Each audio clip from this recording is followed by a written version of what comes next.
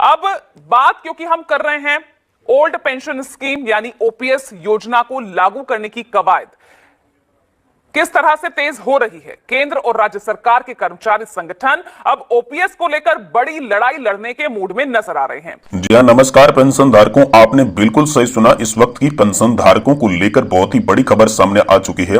जी हाँ दोस्तों, यहाँ पर 2024 के चुनाव से पहले यहाँ पर जो है सरकार के सामने बहुत ही बड़ी यहाँ पर चुनौती है, वो है दोस्तों ओपीएस। साथ ही अलग अलग मांगों को लेकर यहाँ पर पेंशन धारकों का बड़ा प्रदर्शन जारी हो रहा है। साथ ही इसी को लेकर दोस्तों पेंशन धारकों के लिए इस वक्त की 3 मुख्य अपडेट सामने निकल कर आ सकी है। जी हां दोस्तों, आज की इस वीडियो के अंदर हम 3 मुख्य अपडेट की बात करेंगे, जिसमें दोस्तों करोड़ों पेंशन धारकों के लिए जारी हुआ नया अपडेट। अब केंद्र सरकार पेंशन धारकों को दे सकती है गुड न्यूज। तो आखिर केंद्र सरकार पेंशन धारकों को क्या बड़ी गुड न्यूज दे सकती है, इसके बारे में बात करेंगे। इसके बाद बात करेंगे दोस्तों पुरानी पेंशन बहाली पर अनिश्चितकालीन हड़ताल पर जाने की तैयारी कर रहे हैं कर्मचारी। आखिर दोस्तों 17 लाख करोड़ का जो बैंक का कर्ज है, साथ ही तो करोड़ों का जो लोन है वो लेकर फरार है, लेकिन कर्मचारियों की बात क्यों नहीं की जा रही है। तो दोस्तों अमर उजाला की एक रिपोर्ट के अनुसार आपको बताएंगे कि पुरानी पेंशन बहाली पर अनिश्चितकालीन हड़ताल पर कर्मचारी जाने की तैयारी कर चुके हैं। कैसे आप सभी के लिए हड़ताल हो सकती है और इसमें आप सभी को क्या बड़ी खबर मिल सकती है। वही दोस्तों अगली बड़ी खबर आप सभी की डीए बढ़ोतरी को लेकर निकलकर सामने आ सकी है। जी हाँ दोस्तों, आप सभी को बताएंगे कि डीए बढ़ोतरी को लेकर आप सभी के लिए इस वक्त की क्या बड़ी खबर निकलकर सामने आ रही है। इसके बारे में भी दोस्तों आज की इस वीडियो के अंदर बात की जाएगी। तो दोस्तों ये वीडियो पेंशन धारकों के लिए बहुत ही इंपॉर्टेंट वीडियो होने वाला है, पेंशन धारकों के लिए बहुत ही खास वीडियो होने वाला है। इसलिए मेरा सभी पेंशन धारकों से हाथ जोड़ के निवेदन है कि आज की इस वीडियो को आप पूरा अगर तक लास्ट तक देख लेते हैं तो दोस्तों आपको पेंशन से जुड़े सारे सवालों के जवाब इस एक वीडियो के अंदर देखने को मिल जाएंगे। तो चलिए एक एक करके सभी खबरों की ओर बढ़ते हैं। सबसे पहले दोस्तों आपको दिखाते हैं कि अब करोड़ों पेंशन धारकों के लिए क्या गुड न्यूज आने वाली है। अब केंद्र सरकार पेंशन धारकों को क्या अच्छी खबर दे रही है, इसके बारे में चलिए सबसे पहले बात करते हैं। दोस्तों यहाँ पर रिपोर्ट्स के मुताबिक पेंशन भोगियों को लाखों पेंशन भोगियों के लिए बड़ी खबर आ रही है। मीडिया रिपोर्ट्स में नई पेंशन सिस्टम में बड़ा बदलाव किया जा सकता है और मीडिया रिपोर्ट के अनुसार ये दोस्तों जो घोषणा है ये 1 फरवरी को अंतरिम बजट में आप सभी के लिए की जा सकती है। जानकारी के मुताबिक पेंशन व्यवस्था की समीक्षा के लिए बनी गई समिति सरकार पर कोई भी बोझ डाले बिना आप सभी कर्मचारियों को रिटायरमेंट के अंतिम वेतन का करीब 45 से 50% देने तक की सिफारिश आप सभी पेंशन धारकों के लिए कर सकती है, जो की आप के लिए बहुत ही बड़ी गुड न्यूज है। क्योंकि पहले समिति ने कहा था कि 40 से 45% की पेंशन दी जाएगी, लेकिन अब दोस्तों आप सभी के लिए बड़ी खबर है कि आपको 45 से 50% पेंशन देने को लेकर बड़ी खबर आप सभी के लिए सामने आ सकती है। क्योंकि यहां पर बनाई गई समिति की रिपोर्ट अब सामने आने लग गई है, जिसके तहत यह तय किया जा रहा है कि आप सभी पेंशन धारकों को जल्द से जल्द बहुत ही बड़ी खबर यहां पर देखने को मिल सकती है। वहीं दोस्तों अगली बड़ी खबर की बात करें तो डीए बढ़ोतरी को लेकर आप सभी के लिए बहुत ही बड़ी खबर है।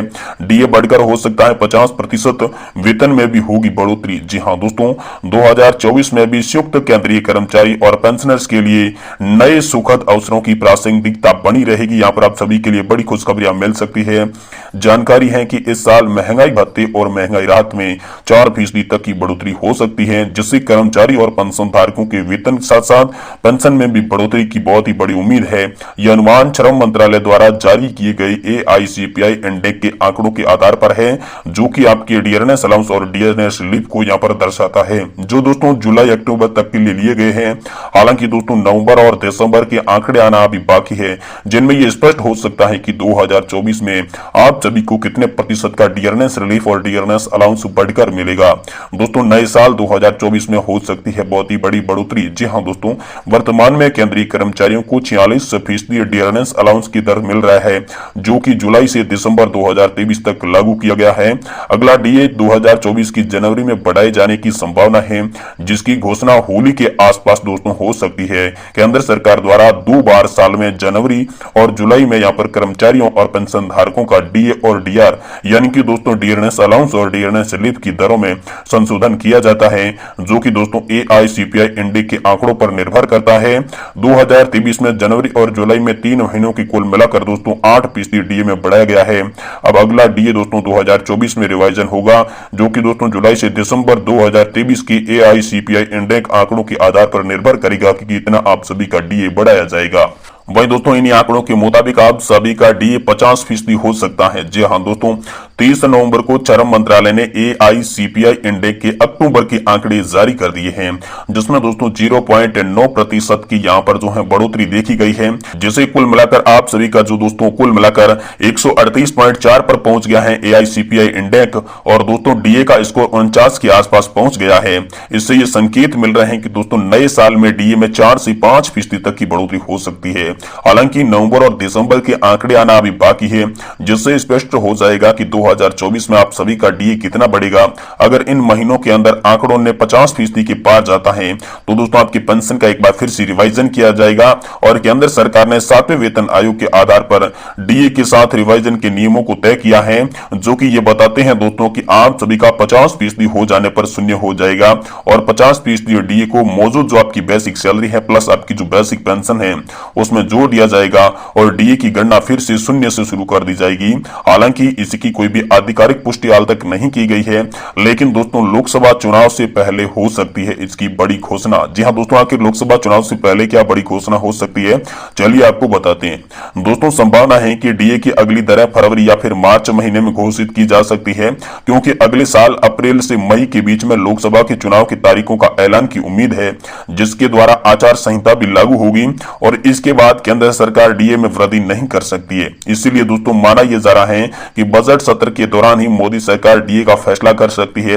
यदि 4% और DA बढ़ जाता है तो ये 50% हो जाएगा, जिससे दोस्तों 48 लाख से अधिक केंद्रीय कर्मचारी और 68 लाख से अधिक पेंशन भोगियों को फायदा होगा। केंद्र सरकार ने कर्मचारियों के लिए DA का यहाँ पर जो कैलकुलेशन है उसका जो 12 महीनों का औसतन all India consumer price index भी आप सभी के लिए जारी कर दिया जा चुका है। वहीं दोस्तों अगली बड़ी खबर की बात करें तो दोस्तों पुरानी पेंशन बहाली पर अनिश्चितकालीन हड़ताल पर जाने की तैयारी कर रहे हैं कर्मचारी। आप सभी के लिए बहुत ही बड़ी खबर निकलकर सामने आ चुकी है। दोस्तों अखिल भारतीय राज्य कर्मचारी महासंघ के अध्यक्ष सुभाष लांबा ने शुक्रवार को कहा कि अगर राजस्थान व छत्तीसगढ़ की भाजपा सरकारों ने पुरानी पेंशन व्यवस्था वापस की तो दोस्तों राज्य कर्मचारियों का इसका तीखा विरोध करेंगे। महासंघ ने RBI के इस बयान को छत्तीसगढ़ व राजस्थान में पुरानी पेंशन व्यवस्था खत्म करने और पुनः NPS लागू करने, साथ ही केंद्र सरकार पर पुरानी पेंशन व्यवस्था की बन रहे दबाव के खिलाफ माहौल बनाने का प्रयास करार कर दिया गया है। दोस्तों देश में पुरानी पेंशन व्यवस्था की बहाली को लेकर सरकारी कर्मचारियों के आंदोलन ने तेजी पकड़ी है। केंद्र और राज्य सरकार के कर्मचारी संगठन एक ही मंच पर एकत्रित हो रहे हैं और पेंशन के लिए प्रदर्शन कर रहे हैं। विभिन्न कर्मचारी संगठनों के बीच अनिश्चितकालीन हड़ताल को लेकर विचार किया जा रहा है। इन सब के बीच अखिल भारतीय सरकारी कर्मचारी महासंघ ने RBI के पुरानी पेंशन बहाली के राज्यों के विकास की कार्य क्षमता को बाधित होने से संबंधित जो बयान दिया है उस पर कड़ी यहाँ पर जो है वो निंदा की है, कड़ी नाराजगी जताई है, और महासंघ ने RBI के इस बयान को छत्तीसगढ़ और राजस्थान में पुरानी पेंशन व्यवस्था खत्म करने, साथ ही NPS को पुनः लागू करने, साथ ही साथ जो केंद्र सरकार के खिलाफ पुरानी पेंशन का दबाव बनाया जा रहा है उनके खिलाफ प्रयास ये किया है कि यह दबाव लगातार जारी रहेगा। जिसमें अखिल भारतीय राज्य कर्मचारी महासंघ के अध्यक्ष सुभाष लांबा ने शुक्रवार को बहुत ही बड़ा बयान दिया। साथ ही दोस्तों कर्मचारी नेताओं ने कहा कि बैंकों से लगभग 17,000 करोड़ रुपए का कर्ज लेकर लोग फरार हो गए हैं, उनकी तरफ सरकार का कोई भी ध्यान नहीं है। वित्तीय वर्ष 2023-24 में केंद्र सरकार ने पूंजीपतियों का यहाँ पर 35,000 करोड़ रुपए की राहत दी। पूंजीपतियों को दी जा रही इस सौगात पर RBI और अन्य कोई भी तथाकथित अर्थशास्त्री टिप्पणी नहीं करते। सांसद और विधायक जितनी बार चुनकर आते हैं उतनी बार पुरानी पेंशन व्यवस्था प्राप्त करते हैं, इस पर भी RBI कोई सवाल नहीं खड़ा करता, और नव उदारवादी आर्थिक नीतियों से देश आक्रमित तरीके से लागू किया जा रहा है। इस तरह कॉर्पोरेट धरणों के लाखों करोड़ रुपए की राहत दी जाती है, और साथ ही साथ दोस्तों दूसरी तरफ विभिन्न प्रकार की सब्सिडियों में भी भारी कटौती की जा रही है। लेकिन दोस्तों उस पर सरकार और RBI कुछ नहीं बोल रहा है। लेकिन पेंशन धारकों की जब पुरानी पेंशन व्यवस्था की बहाली की बात आती है तो आखिर ये सरकार और यहाँ पर जो RBI है अलग अलग तरह की रिपोर्ट जारी करके आर्थिक दबाव की बात क्यों कर रही है। तो दोस्तों इसी को देखते हुए पुरानी पेंशन बहाली के लिए अनिश्चितकालीन हड़ताल की तैयारी यहाँ पर हो चुकी है। आप सभी के लिए जैसे ही पेंशन